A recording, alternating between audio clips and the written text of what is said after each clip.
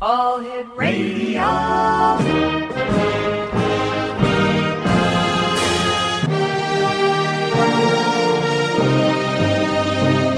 Welcome to the X Zone, a place where fact is fiction and fiction is reality. Now, here's your host, Rob McConnell.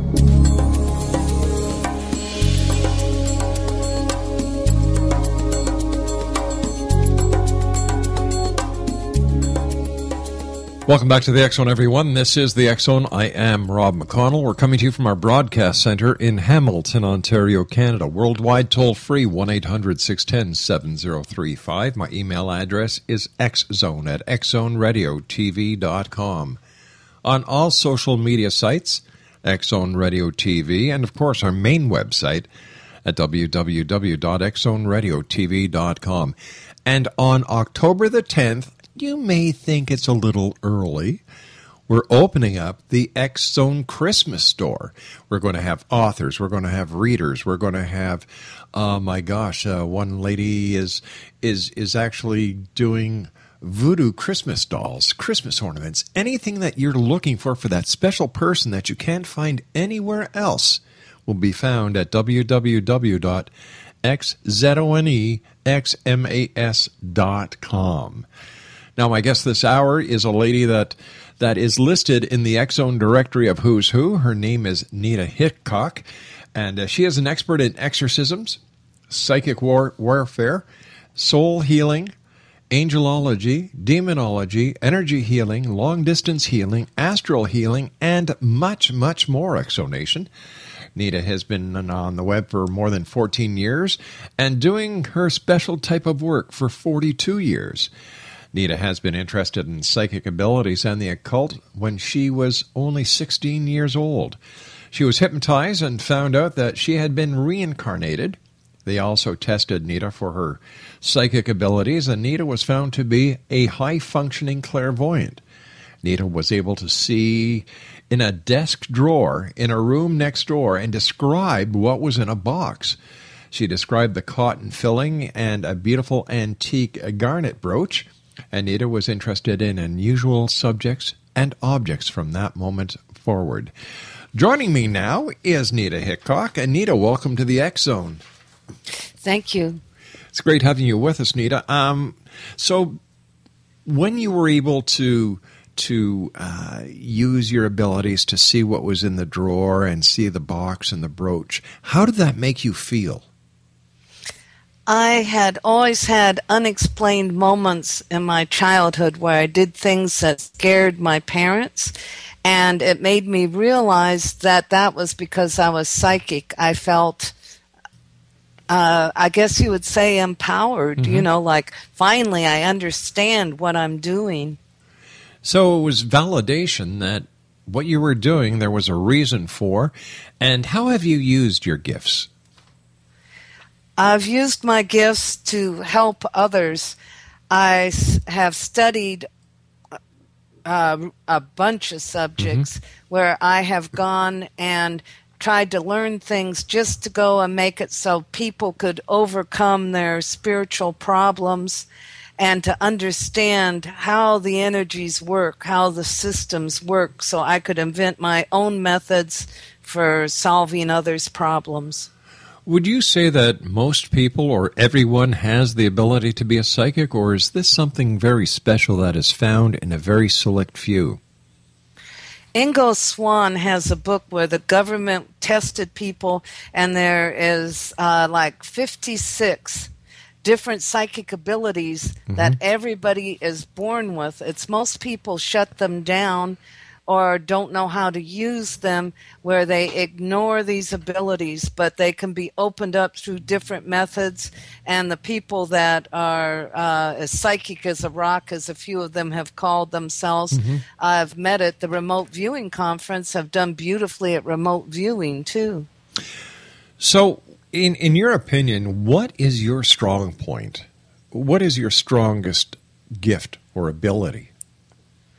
My strongest gift or ability is clairsentience and clairvoyance, because I'm actually almost like a traveling clairvoyant where I can see things at a distance. Right. And the training that I have been through trains my mind. I've done Buddhist methods, Western traditional mystery methods, Jewish methods. My goodness. The different ones, and training your mind is all important in this, because you have to be able to function on this earth, and you have to be able to just shut things down and be able to just be a normal person.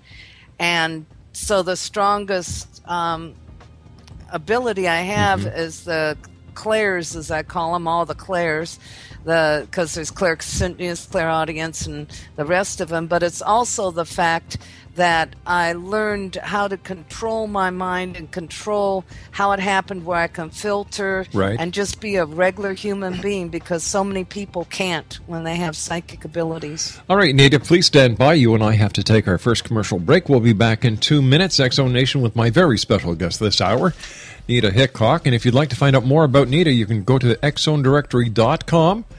And under the alphabetical listing, she's right there. Or go to her website at www.astralhealer.com. This is the X-Zone. I'm Rob McConnell. We'll be back on the other side of this 2-minute break. Don't go away.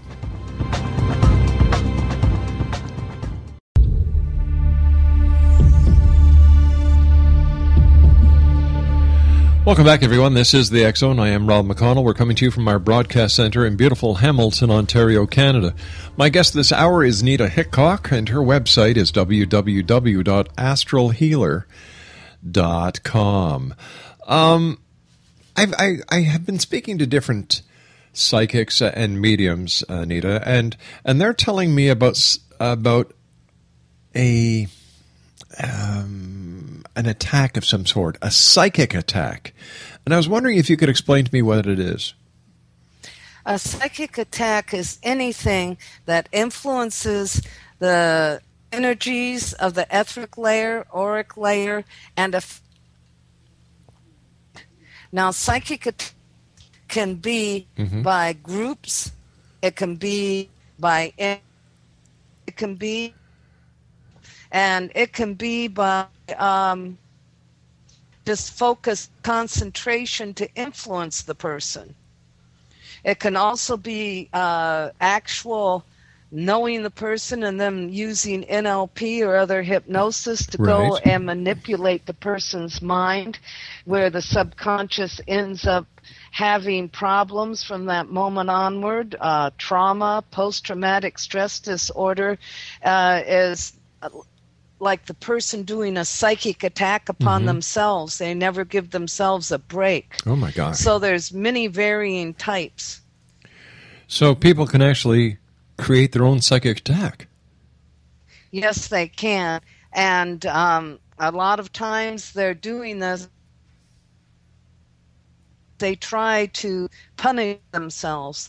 Like for being a survivor, they try to punish themselves, and they actually can draw in the spirit of someone. I know someone who was a Vietnam veteran who was upset at being a survivor out of all the groups of friends that he had there.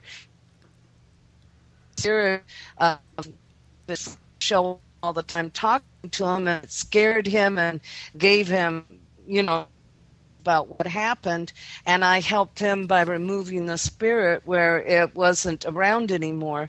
And this can be done in a nice way, because most of the time spirits that show up are just people that have things left unfinished that they want to do before they go on to the next lifetime or the next energy. Well, maybe we should try to understand, what are the signs of a person having spiritual problems? Most of the time it is they have nightmares. They hear and see things other people do not see. They have interactions with people where it feels like all of a sudden everything turns dark. Some people actually have, when it's spirits, they have moving hair. They have things touching them. My They have gosh. things scratching them. I've had them where they've had things thrown across the room, where they've had bites on them. Um, a lot of the time, everything just goes bad, and it's like they're blocked and nothing can move forward, like they're stuck in place, and they are just never having anything good happen to them, and they wonder, why is this happening to me? So what do you do to help them get rid of this spirit? Most of the time, I do a distant healing that is astral projection, but it's also a byproduct of some of the things I've studied, where you try to compact all the etheric and auric bodies together, where it's like you are there present in the room with them while they're sleeping, and can actually do healing on them, like you're standing there exorcising the spirit from their house, cleansing the spirit out of them.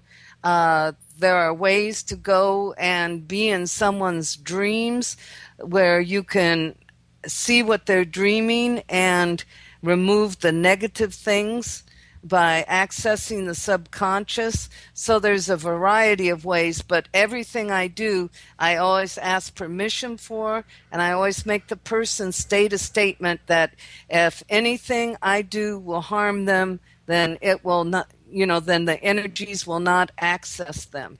I always work through God and their higher self, because that God is really the healer. It's not me. He's the one who gave me the abilities, and he's the one that gives me the energies and ways to heal others. So you're a tool. You're a tool for the good guys. Yeah. That's basically it. How would a person get into a problem with a negative spirit? Sometimes it's by moving into a place where the conjurations or magic was done. Other times it's through their past life where they did magic or summoned spirits, and spirits came after them. Many times it's from other people that are jealous, envious, negative people, sending spirits at them. And lately I've noticed something which I would almost call a silent invasion of people that actually steal others' energies, where they end up causing negative luck for the person and trying to put all the bad energies they have into them and keep the good energies for themselves. And I call them psychic vampires, but it's like there's almost a spirit behind them working to do this. So I've had a lot of people who have never believed in anything, magical. Some of them have been atheists that I have had as clients over the last 6 years that have ended up having these problems and not known what to do about them. So you said you get rid of these spiritual problems using distance healing. Well, what's the difference between a distance healing and when would you actually do an exorcism? I have done physical exorcisms, and that's when the distant healing does not work. If the distance energies cannot get rid of it, I have had people pay for me to go where they're at to cleanse the spirits. A lot of times this is like a family curse where they know the family was cursed, right, or an actual problem where they know it's a problem. And most of the time I get all the people everybody else has failed with. So it's always something unusual, strange, and something I'm doing research on and reading about. So I've learned a lot over the years. Every case I have had has taught me something. Well, Nita, when you're working on these people and you're trying to expel the negative spirits, whether it's through a distant healing or whether it's through an in-person exorcism, aren't you putting yourself at risk? Yes, in some ways I am. It means that sometimes the spirits try coming after me. Over the years, I have learned to protect myself because I started doing this when I was so young that it made it where now I have different protections, including a tattoo. I figure with the tattoos on my wrist, if anything makes my hand fall off, then I shouldn't have messed with it. I guess. But the jewelry, crystals, all sorts of things can be used for protection. But the main thing is the person I do constant prayer. I pray at least once a day, even if it isn't standard prayers. I make sure that I do this every day, because to be connected to God, where God helps you, you have to be able to communicate with Him. So it also involves a lot of my own personal actions where, like say, if I start hating a bunch of people, that would make it where I couldn't heal properly, because hate is not the proper way to do things. You have to do forgiveness. So you have to be working on yourself as a healer all the time, doing prayer, and that's what keeps you protected in some ways, but symbols also do it. Knowledge does it. It's just, I try keeping myself safe. Sometimes I have ups and downs in life when a large group of people try coming after me, but most of the time I don't have problems with them. Why would a group of people come after you? Because a group of people may hex or curse someone they don't like. If I help that person, it makes them mad because they don't want that person to be broken free of what they want to have happen to them. And then when you break them free, they try bullying you. Because you basically break the chains that allow this other person to have control over the person that you just released. Yes. Gotcha. If somebody was to say to you there's no such thing as evil, what would you tell them? Well, I'd tell them evil, they may not believe in evil, but evil believes in them, and just to be careful with their lives. Have you seen evil? Yes. What does it look like? Evil is basically the little things people do to others. It's not the big things. It's the way that they abuse others, the way they treat others. That's what moves them farther and farther away from goodness. If you read some studies done on the Nazis that ran the death camps, you would find one researcher did this, and everybody said they were just normal people and normal neighbors, but yet they could do those things to other people. So it's basically the little things people do, judging people as a group instead of by personality, judging people by religion, sex, creed, bigotry, hatred. All those things are evil. And that's what helps create and bring evil about, because they're doing things to this earth. They say when Mother Teresa died, she was arguing with demons because they wanted to make her a saint, and she felt she was not worthy of being a saint.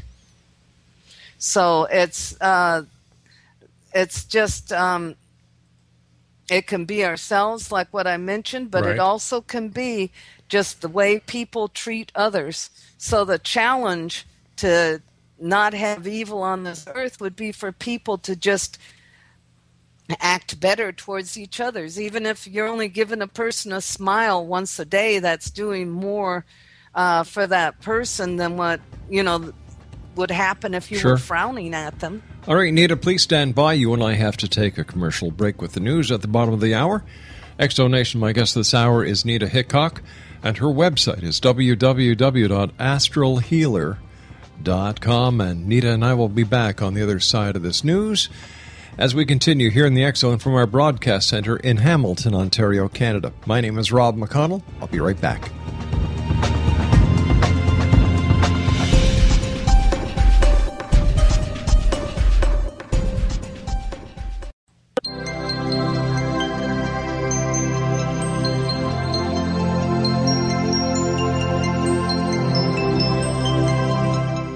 This is Elizabeth Joyce with Stargazing, week of September 29th through October 5th, 2014, for the X-Zone.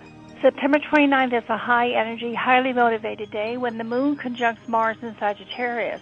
You can get 3 times as much done in a third of the time. This week is a mixed bag as legalities and social networking had the spotlight. On Monday, Venus moves into one of her 2 favorite signs, Libra, until October 23rd. With 2 eclipses and Mercury retrograde coming up, this gentle sharing energy is coming just at the right time. October begins on Wednesday and is going to be a busy month as Mercury retrogrades from the 4th through the 25th, and we have another blood full moon and 2 eclipses. This week is also yours as Jupiter makes a grand fiery trine with the moon and Mars. So burn through those obstacles in front of you, bring in your good, and then rest and retire, offsetting any quarrels. Your super special someone may have a gift for you this week, or if yearning for a partner, you could meet someone new. As Mercury retrogrades on Saturday the 4th, be as pleasant as you are efficient and capable. Good vibes could vibrate for months to come from what you do now. You need to set straight something important or merely something annoying as offensive before Friday if possible. Everyone will thank you for doing that. This week breathes a new life into some financial matters, and if you're owed money, it could materialize now. On the weekend, a first-time guest could bring something unexpectedly wonderful or say exactly the right thing and unwittingly solve a problem for you, so pay attention. You could meet a lot of fascinating people and make many new friends as the leaves begin to turn and fall. You will also take up a creative new interest or hobby. Treasure those sentimental personal activities, routines, and possessions. Maybe photograph a perfect rose in your garden. No one ever knows when disruption may arrive and upset the status quo. There could be an announcement of some kind of new technology, or we could witness whatever it is capable of doing somewhere in the world. We are on high alert this weekend, the 4th through the 7th. Be sure to say some prayers for world peace. We will need each and every one of them come next week.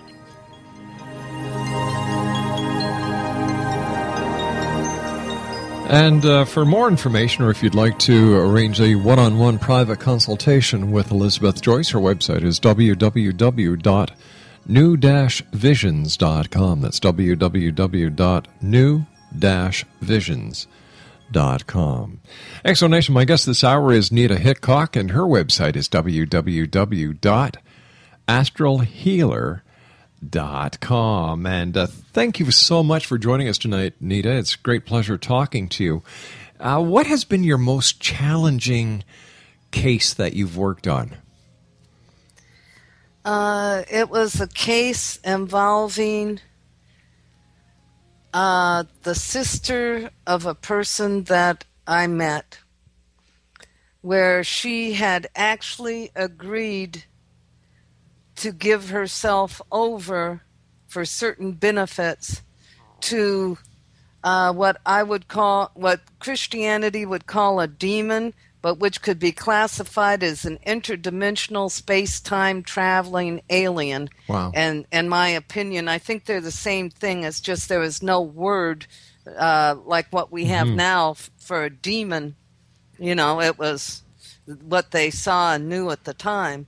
And she has actually caused others to die. Oh, wow. She's been a person who, whenever she goes and gets around someone and gets mad at them, they have accidents.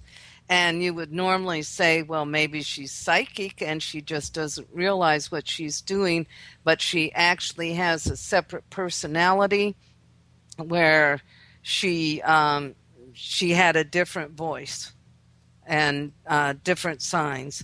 Most of the time in a case of possession, the voice changes, and in one case I had the eye color ended up changing with each different voice.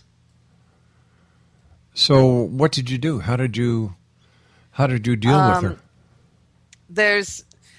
Most people show this as the Roman Catholic way, which is basically prayer. There's some prayer involved in it, but what drives the things out is changing the energies in the person's energy system, the vibrations, their tones, harmonies, the musical part of them that I call the energy signature, and blocking out the parts that are discordant that allow access to what it is, and you close down what basically looks like a gateway or a doorway in the person's subconscious and make it where it doesn't lead back to the person. That's the simplest way I know of explaining it.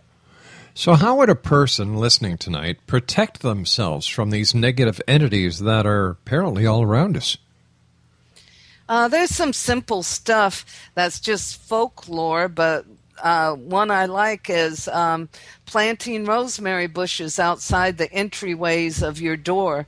That makes it where there aren't quarrels and the devil hates the smell of it and won't enter. Using herbal cleanses and sprays to go and make it so the energies are good in the house. I have some methods on that. I call it house cleansing because really exorcisms only a priest are supposed to be able to do. Cleansings and banishing is what everybody else does. But that changes the vibration. Different plants, different things, including feng shui, change the vibrations of the house where it's not as easy for the discordant energies to come into your house. So if you think of it like music, you have one person who's a good musician, and then you have another person who sounds horrible, and you're blocking out the horrible music. By doing these things, it works really well. Symbols will work too.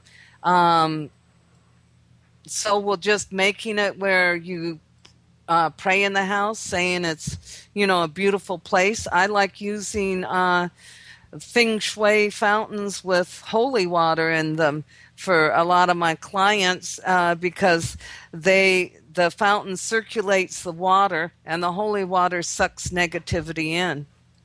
And the circulation of the water makes it so the negativity goes out. So those are just some simple ways, and they make the house prettier most of the time too. Well, let's say the person is traveling, they're at work, and they can't adorn their office or their car or the airplane that they're in with these protective systems. Is there anything they can do that will protect them while they're traveling or while they're at work? A simple thing is what would be called a talisman, a symbol you can put in your wallet or hang from your keychain. Another thing is jewelry.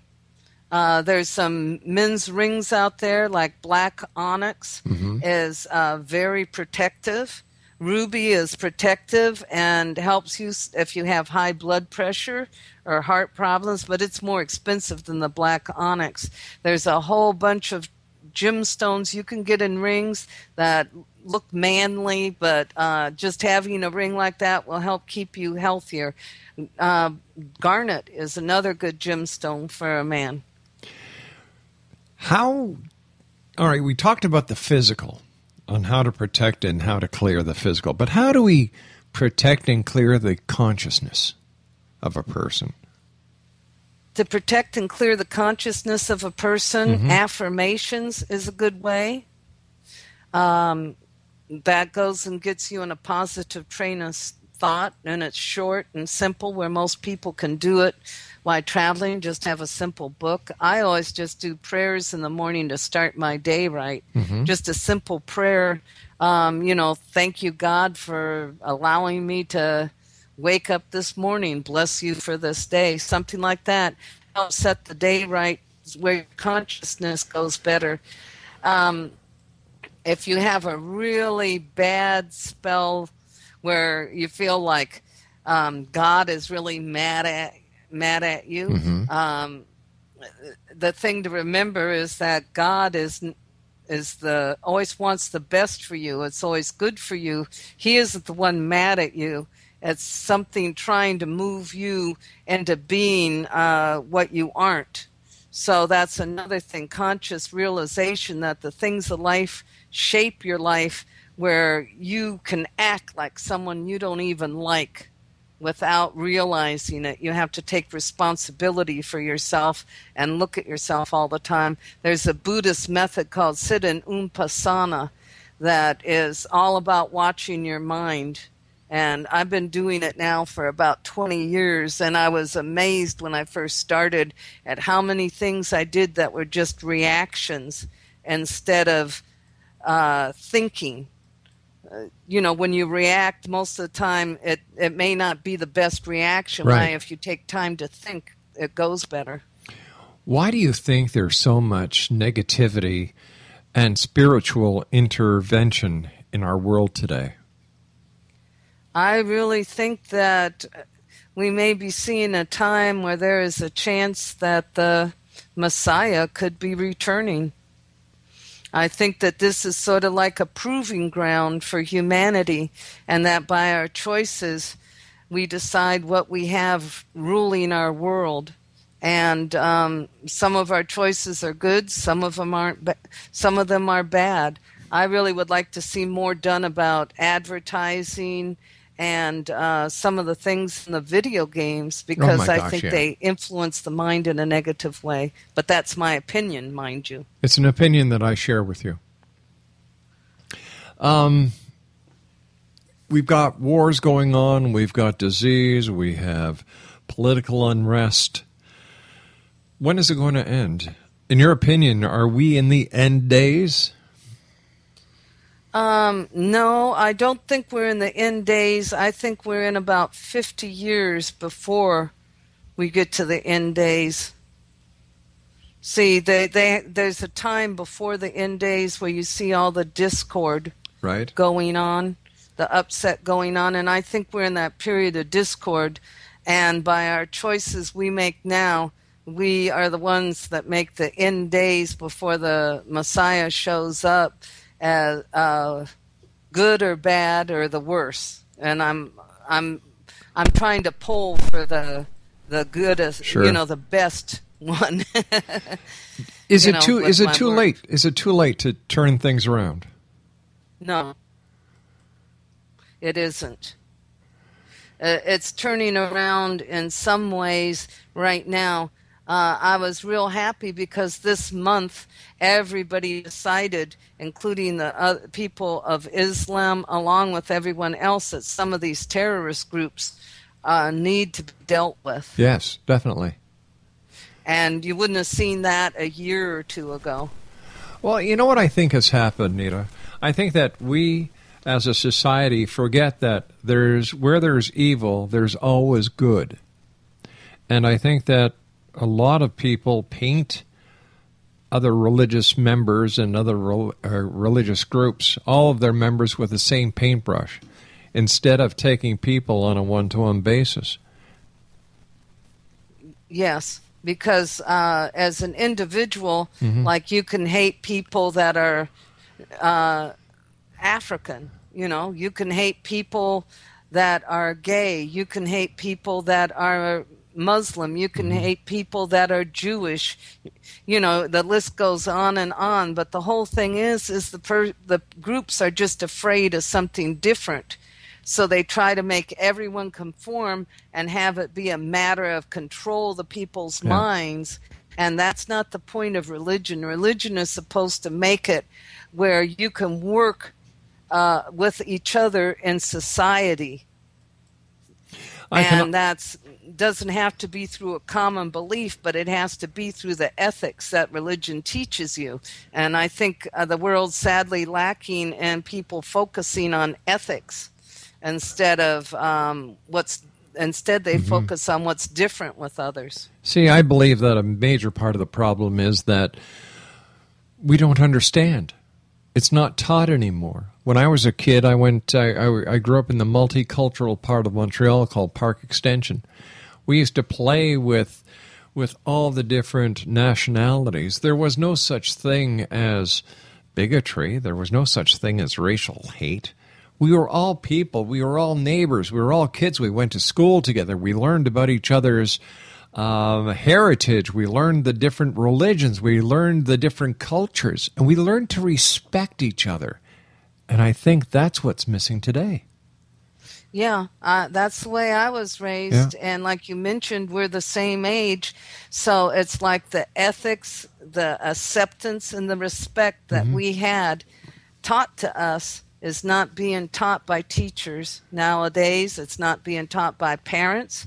It's not being taught by society. Instead, it's fearing people, like someone murders and snatches children, so the parents are afraid to let anyone different get near their children, and the children pick that up. It's a whole bunch of factors, but it's like that isn't being taught anymore. And I really think it's a shame. Because I was taught to use my imagination, too. Yep. I didn't go and get a bunch of fancy toys. I got a horse with a broom handle, and I got to pretend it was a horse with my imagination. And nowadays, the imagination is not emphasized as much also. And, you know, So in today's society, people don't talk anymore. They text. It's Yeah. crazy. It's crazy. Nita, please stand by. You and I have to take our final break for this hour. Exo Nation, Nita Hickok is our special guest this hour. Her website is www.astralhealer.com. That's astralhealer.com. And Nita and I will be back on the other side of this commercial break as we continue here in the X Zone, investigating the world of the paranormal and the science of parapsychology, now into our 23rd year of broadcasting. The X Zone, a place where people dare to believe and dare to be heard Monday through Friday from 10 p.m. Eastern until 2 a.m. Eastern on the X Zone Broadcast Network and our growing family of broadcast affiliates around the world. Don't go away, X Zone Nation.